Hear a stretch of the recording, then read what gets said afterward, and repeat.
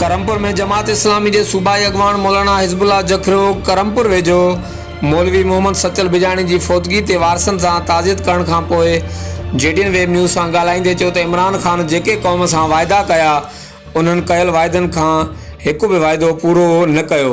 अवाम जे मथां महांगाई जो तूफ़ान मुसलत करे ग़रीबनि खां जीअण जो हक़ खसियो वियो आहे।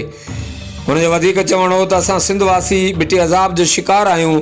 एक तरफ़ वफ़ाक़ी हुकूमत जूं अवाम दुश्मन पॉलिसियूं त ॿिए तरफ़ करप्ट तरीन सिंध सरकार सिंध जे वसीलनि खे फुरमार करण में मसरूफ़ आहे।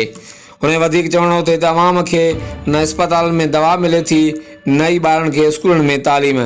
सिंध जो हर इदारो अवाम खे रिलीफ ॾियण बजाए अवाम लाइ आज़ार बणियल आहे। हर वक़्तु आगाहण लाइ ॾिसंदा रहो JDN वेब न्यूज़ करमपुर।